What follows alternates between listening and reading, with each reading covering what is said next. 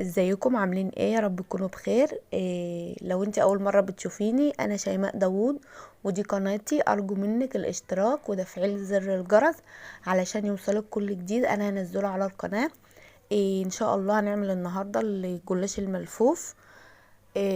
ممكن تعملي مشروع، ممكن تعملي لبيتك. والصراحه حلو قوي وشكله احلى وطعمه احلى. يلا بينا نسمي بالله ونصلي على الرسول ونروح نشوف احنا عملناه ازاي.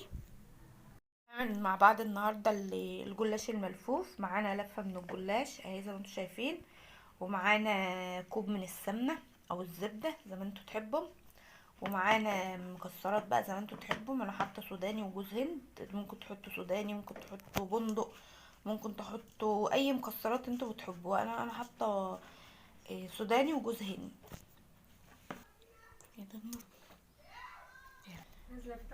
بورقه من الجلاش زي ما انتم شايفين كده، وهندهنها بالسمنه اهي. هندهنها كلها كده بالسمنه عشان احنا عارفين ان السمنه هي اللي بتورق معانا الجلاش وبتديله لون حلو، فلازم ندهن الورقه كلها كده معانا بالسمنه اهي. وبعدين يا جماعه بقى هنتني كده اهو. هنجيب بقى الحشو اهوت.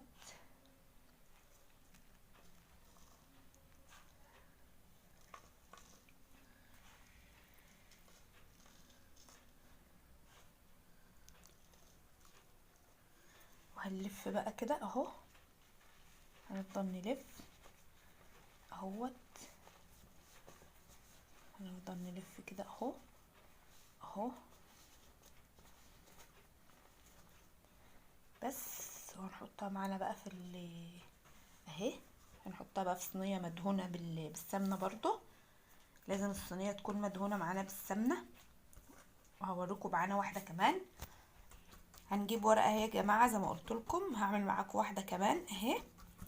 برضو هندهنها بالسمنه او بالزبده، ايا كان انتوا بتحبوا تدهنوا ايه اهي. اي حاجه شغاله معاكي، زبده سمنه المطاع عندك اعملي بيه. وهنتني كده الورقه اهي زي ما عرفتكم اهي. وهنحط بقى المكسرات ايا كانت، بندق، لوز، سوداني، ايا كانت المكسرات اللي عندكم برضو متاحه حطوها اهي. وهنلف اهو، سهله خالص ومش عايزه اي مجهود خالص مننا اهي. هنلف بقى كده اهو اهو.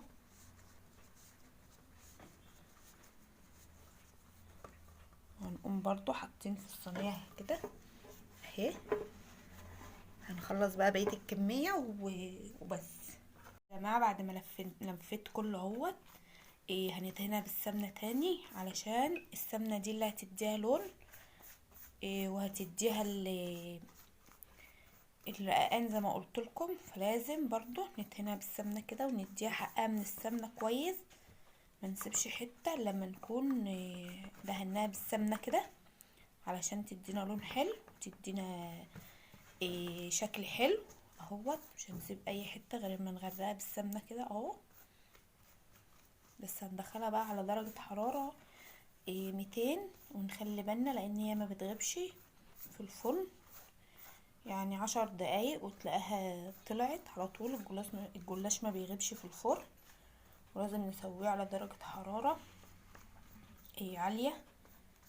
بس هندخلها الفرن بقى. ونسيت اقول لكم ان احنا لازم نقطعه وهو طري كده اهوت. لازم يتقطع وهو طري كده يا جماعه، لان لو دخلتوه الفرن من غير ما تقطعوه مش هتعرفوا بعد كده تقطعوه لانه بينشف. احنا عارفين ان الجلاش معانا بينشف اهو. لازم يتقطع، فلازم تقطعوه وهو طري كده. بس اقطعها بقى الباقي وادخلها الفرن، وما تطلع هوريها لكم. بعد ما طلعت من الفرن معانا الشربات زي ما انتم شايفين تقيل. هنحط كوبايه ميه على كوبايه سكر. وانا بحبه ما يكونش مسكر قوي، بحبه يكون كده في المعقول علشان ما يموعش النفس. فانتي عايزاه مسكر ده براحتك برضو، حاجه ترجع لك انتي. اهو هنحط عليه اهو، زي ما انا قلت لك انا ما بحبوش مسكر قوي. خير الامور الوسط في كل حاجه. ساعه ما يطلع من الفرن هنسيبه يعني دقيقتين كده، وبعد كده هنحط عليه الشربات على طول اهوت. الشربات يا جماعه زي ما بقول لكم بيكون تقيل، كوبايه ميه على كوبايه سكر، وهنحطهم على النار لغايه اما يغلوا معانا. هنحط عصره من الليمونه وفانيليا طبعا، وساعه ما يغلي معانا هنحط عصره من الليمونه.